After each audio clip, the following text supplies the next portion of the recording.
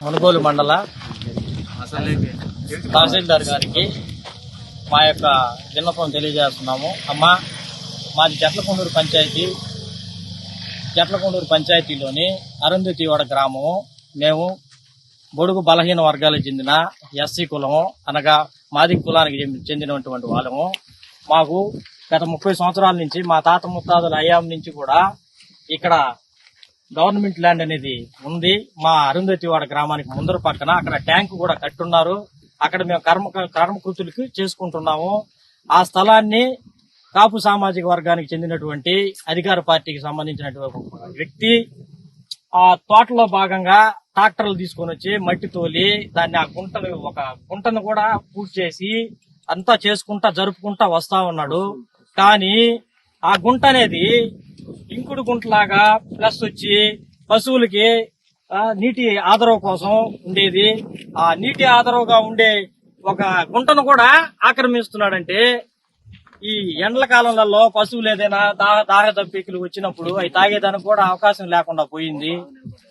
ఇంకొకటి ఏంటంటే అదే విధంగా ఇక్కడ పక్కన గుంట ఉందని చెప్పేసి మన ఇటీవల ఒక 3 నెలల క్రితంలో ఎన్ఆర్జీఎస్ పథకం కింద కరువు పని కింద ఇక్కడ ఒక ఇంకుడు గుంటను కూడా తొట్టిని ఒక దాన్ని నిర్మించారు. ఆ తొట్టికి కూడా విలువకుండా అది అసలు ఏమైంది తెలియకుండా ఆ వ్యక్తి ఏదో అధికారం చేతిలో ఉందని కాపు సామాజిక వర్గానికి చెందినటువంటి వ్యక్తులని అధికార పక్షంగా చూసుకొని మా ఎస్సీ బలహీన వర్గాలను కూడా ఇబ్బంది పెట్టుకుంటూ మా కర్మకృతులు ప్రశాంతంగా వాళ్ళు ఏదో చనిపోయారు వాళ్ళ కార్యక్రమాన్ని కూడా మమ్మల్ని ప్రశాంతంగా చేసుకొని ఇవ్వకుండా ఆ యొక్క స్థలాన్ని ఆక్రమించుకొని మట్టి తోలేసుకొని ఈ విధంగా చేస్తా ఉన్నాడు. అడిగితే మాకు పట్టాలు ఉన్నాయి, 1B పేర్లు ఉన్నాయి అంటున్నారు. అసలు ఆ ప్రభుత్వ భూమి డీకేటీ అసలు ఎంత ఇచ్చారు, ఎవరి పేరు మీద ఇచ్చారు, ఎంత పొలం ఇచ్చారు, అవన్నీ కూడా వివరాలు మాకు కావాలి.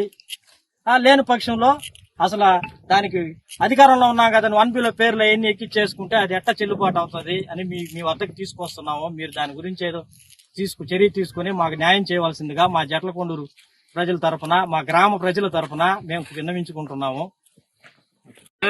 నీళ్లు తాగుతున్నాయి. ఇప్పుడు దాదాపు నా పెళ్ళయి 30 సంవత్సరాలు అప్పటి నుంచి ఉండింది ఈ గుంట. ఎవరన్నా ఆవిసి తీరి సచ్చినా కూడా ఎక్కడే తాను తీసేది. అది కూడా లేకుండా అంతా ఆక్రమించుకున్నాడు ఆయన. అదే అడిగితే మా మనకి ఏదో ఒకటి అటు చేశారు ఇటు చేసినారు అంటాడు. ఇప్పుడు ఆ గుడ్లు వెనక ముందు మా గ్రామంలో 100 పైసలు ఉన్నాయి, నీళ్ళ కల్లాడిపోతున్నాయి. దీనికి పరిష్కారం ఏందో చేయండి. అమ్మ, మా గ్రామంలో గుంట ఉంది, ఆ గుంట ఆక్రమించుకున్నాడు. మాకు ఏడన్నా కాలం తీరి చనిపోతే ఇక్కడ సాన్ తీసుకొని ఆడోళ్ళు ఎడ చేసుకోవాలా. నీళ్లు గుడ్లు కల్లాడిపోతా ఉన్నాయి, అల్లో నల్లాడుతున్నాయి గుంట చుట్టూరు. ఈడ కంపేర్ చేసి ఆడ ఆక్రమించుకున్నాడు.